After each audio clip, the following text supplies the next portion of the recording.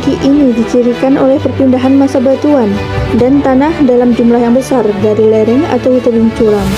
Seringkali disertai aliran air yang deras yang menyebabkan kerusakan infrastruktur parah dan hilangnya nyawa.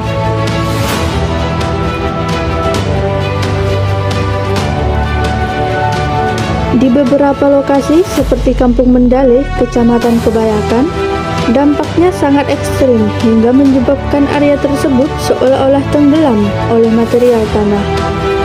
Puluhan rumah di Desa Burlah, Kecamatan Ketol, bahkan hancur tanpa sisa tersapu material bencana, membuat warga kehilangan tempat tinggal dan harta benda yang telah dikumpulkan selama bertahun-tahun.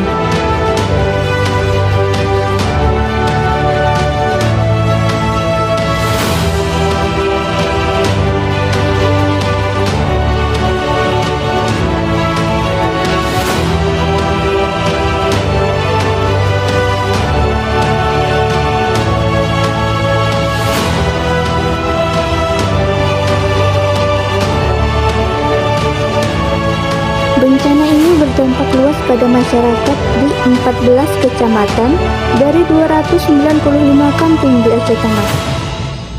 Ratusan orang berdampak dan ribuan masyarakat yang mengungsi. Sayangnya, banyak korban jiwa berjatuhan. Laporan awal menyebutkan 9 korban tewas dan data terkini menunjukkan jumlah korban meninggal di Aceh, termasuk Aceh Tengah, mencapai ratusan jiwa. Dengan banyak yang masih dinyatakan hilang, satu keluarga yang terdiri dari 4 orang bahkan ditemukan meninggal dunia akibat tertimbun tanah longsor di salah satu lokasi. Tim gabungan dari Badan Penanggulangan Bencana Daerah BPBD Aceh Tengah, SAR, TNI, Polri, dan warga setempat terlibat aktif dalam upaya pencarian dan penyelamatan korban, serta penanganan darurat pasca bencana.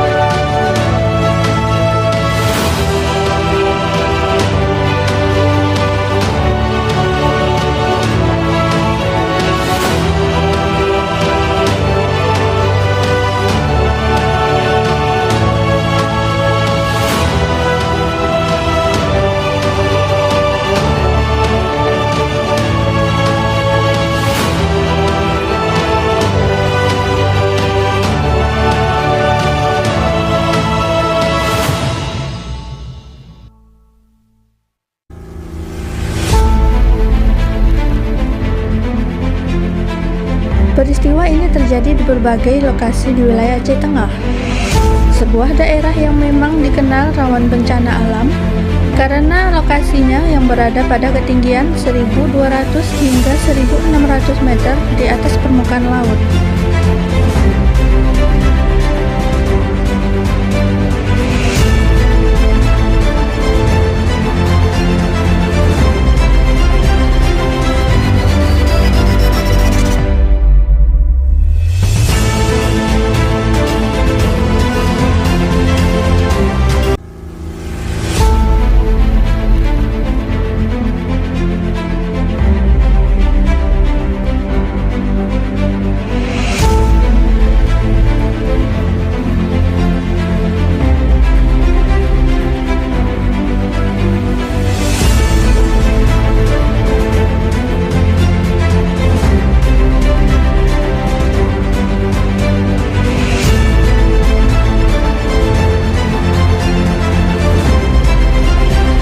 Bencana besar ini terjadi dalam rentang waktu beberapa hari, tepatnya dimulai sekitar tanggal 25 hingga 27 November 2025.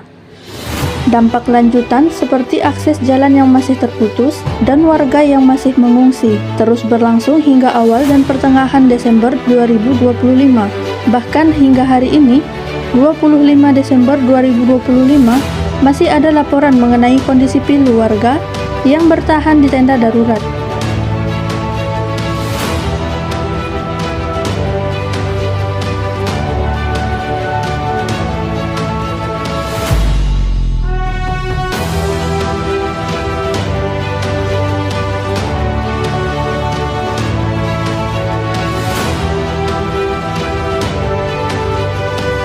Penyebab utama kejadian ini adalah kondisi geografis daerah yang rawan, dikombinasikan dengan faktor pemicu cuaca ekstrim.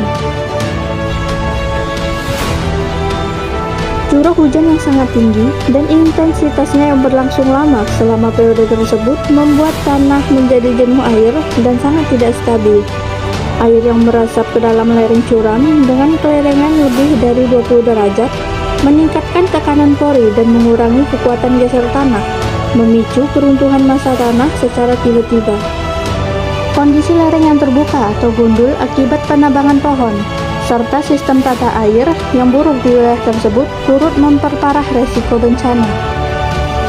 Pemetaan kawasan ancaman longsor sebelumnya memang telah mengidentifikasi Aceh Tengah sebagai area berisiko tinggi.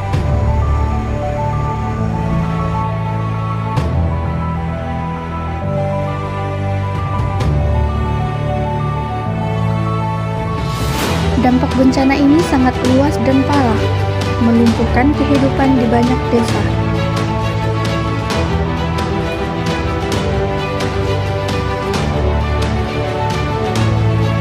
Akses ke 104 desa dilaporkan terputus total akibat longsoran tanah yang menutupi badan jalan, menyebabkan wilayah tersebut terisolasi.